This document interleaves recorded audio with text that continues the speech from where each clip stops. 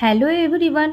कल की क्लास में हम लोगों ने साइमन कमीशन पर चर्चा किया था और आज की जो हमारी क्लास होगी जिसका नाम है नेहरू रिपोर्ट 1928 में। आखिर नेहरू रिपोर्ट क्या है, तो इसके लिए हमें थोड़ा सा पीछे की कक्षा पर चर्चा करना होगा।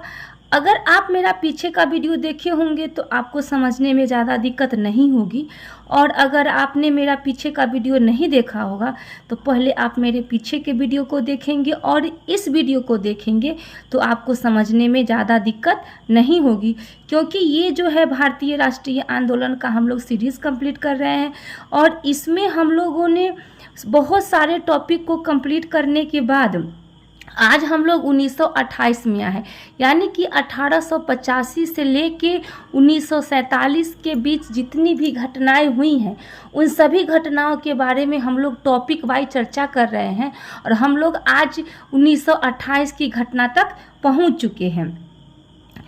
तो दोस्तों, अगर आप लोगों को लगे कि मेरा वीडियो आप सबों के लिए हेल्पफुल है तो मेरे वीडियो को लाइक करें, मेरे चैनल को सब्सक्राइब करें, लाइक करें तथा शेयर करें और कमेंट करना बिल्कुल ही ना भूलें। तो हम थोड़ा सा रिकैप करते हैं। हमने पिछले क्लास में देखा था कि जब साइमन कमीशन भारत आया था, जब वो 3 फरवरी 1928 को जब वो भारत आया था तो भारत में पूरे जगहों पे इसका विरोध होता है। आप देख रहे हैं कि ये पूरा जगह है, ये सभी जगहों पे, बॉम्बे, दिल्ली, ये सभी जगहों पे उसका विरोध होता है और लास्ट में ये कहा जाता है लंदन पहुंच जाता है। और विरोध होने के बाद अलग अलग जगहों पर अलग अलग तरीके से विरोध होता है और बस एक ही नारा लगाया जाता है, वो नारा होता है साइमन वापस जाओ, साइमन वापस जाओ, साइमन गो बैक। फिर भी साइमन को इससे कोई फ़र्क नहीं पड़ता है और वह अपना रिपोर्ट लेकर लंदन चला जाता है और लंदन जाने के बाद वो अपना रिपोर्ट लंदन में अपना रिपोर्ट जमा करता है। ठीक उसी समय भारत में उस समय भारत के राज्य सचिव हुआ करते थे लॉर्ड बर्कनहेड, याद रखिएगा ये नाम। उसी समय 1928 में भारत के राज्य सचिव कौन हुआ करते थे, तो लॉर्ड बर्कनहेड। तो भारत के सभी जो भी बड़े बड़े नेता थे वो काफ़ी गुस्से में थे, वो काफ़ी दुखी थे कि आखिर भारत का संविधान तैयार हो रहा है और उसमें भारत के एक भी सदस्य शामिल नहीं हो रहे हैं।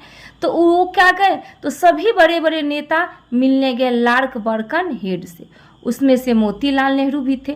मोतीलाल नेहरू मिलने गए और मोतीलाल नेहरू ने अपनी बात रखी कि आखिर बताइए, भारत का संविधान बन रहा है और और उसमें से एक भी सदस्य भारतीय नहीं है।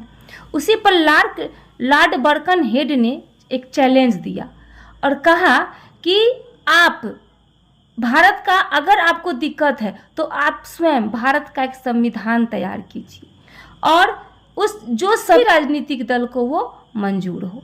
आपके भारत में ही तो एक तरह के लोग नहीं हैं, आपके भारत में ही तो अलग अलग तरह के पार्टी है। आप देख लीजिए कि यहाँ पे कुछ लोग साइमन कमीशन का विरोध कर रहे हैं।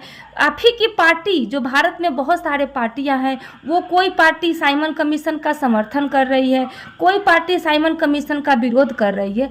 तो लॉर्ड बर्कनहेड कहते हैं कि जब आपके भारत में ही विरोध भी हो रहा है और समर्थन भी हो रहा है और सभी पॉलिटिकल जितने भी पार्टी है वो सभी अलग अलग बातों को रख रहे हैं, तो पहले आप एक होइए, आप भारत में एकजुट होइए, तभी तो कुछ हो सकता है। और मैं चैलेंज देता हूं कि अगर आप भारत का संविधान तैयार करते हैं और भारत का संविधान ऐसा होना चाहिए जिसमें सभी राजनीतिक दल की इसमें मंजूरी होनी चाहिए, तो इस पे मोतीलाल नेहरू क्या करते हैं, चुनौती को वे स्वीकार कर लेते हैं।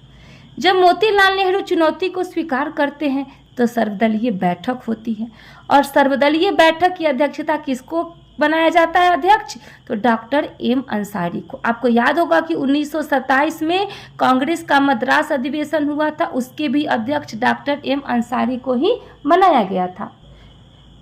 उसके बाद क्या करते हैं, ये पूरे भारत का क्या करते हैं, तो ये मसौदा तैयार करते हैं। और जब ये मसौदा तैयार करते हैं तो मसौदा तैयार करने के बाद ये रखते हैं अधिराज्य की मांग, यानी डोमिनियन की ये मांग करते हैं। और नेहरू रिपोर्ट तैयार होती है और जिसके अध्यक्ष बनाए जाते हैं मोतीलाल नेहरू को। ये पूछा जाता है कि नेहरू रिपोर्ट के अध्यक्ष किसको बनाया जाता है, तो आप फंसिएगा नहीं, इसके अध्यक्ष बनाए जाते हैं मोतीलाल नेहरू को और इसके सचिव बनाए जाते हैं जवाहरलाल नेहरू को। तो ये नाम ध्यान में रखिएगा। इसमें ऑप्शन फंसाने के लिए आपको मोतीलाल नेहरू और जवाहरलाल नेहरू दोनों दिया जाएगा, तो दोनों अध्यक्ष को किसको बनाया गया था और सचिव किसको बनाया गया था, ये दोनों बात आपको याद रखनी है। अब जब मोतीलाल नेहरू डोमिनियन की मांग कर रहे थे, लेकिन जवाहरलाल नेहरू क्या कहते थे, पूर्ण स्वतंत्रता की वो मांग कर रहे थे, तो जो जवाहरलाल नेहरू थे वो मोतीलाल नेहरू का विरोध कर रहे थे। लेकिन मोतीलाल नेहरू ने कहा कि जब हमें डोमिनियन मिल रहा है तो पहले हम डोमिनियन की ही बात करते हैं। इस पे जवाहरलाल नेहरू भड़क जाते हैं और वो सुभाष चंद्र बोस को बुलाते हैं, और जब सुभाष चंद्र बोस को बुलाते हैं तो दोनों ने मिलकर एक नई पार्टी बनाई और जिस पार्टी का नाम रखा गया इंडिपेंडेंस फॉर इंडिया लीग। तो आप नाम याद रखिएगा, इंडिपेंडेंस फॉर इंडिया लीग के संस्थापक कौन थे, तो दो लोग इसके संस्थापक थे, सुभाष चंद्र बोस और जवाहरलाल नेहरू। उसके बाद एक और क्वेश्चन पूछा जाता है, ये तो ज़्यादा इम्पोर्टेंट नहीं है लेकिन फिर भी एक बार सरसरी निगाहों से इसको देख लीजिएगा कि नेहरू रिपोर्ट के सदस्य कौन कौन थे। तो मोतीलाल नेहरू तो होंगे ही, तो इसके सदस्य थे मोतीलाल नेहरू, GR प्रधान इसके सदस्य थे, सुभाष चंद्र बोस इसके सदस्य थे, MR जयकर इसके सदस्य थे, सर अली इमाम इनके सदस्य थे और शोएब कुरैशी इनके सदस्य थे। तो ये सदस्य जो यहाँ पे 6 सदस्य दिया गया है, इसको सरसरी निगाहों से आप लोग देख लीजिएगा। अब आगे जो हम लोगों का टॉपिक होगा वो होगा सविनय अवज्ञा आंदोलन। तो बने रहिए हमारे साथ, मिलते हैं नेक्स्ट वीडियो में नेक्स्ट टॉपिक के साथ। धन्यवाद।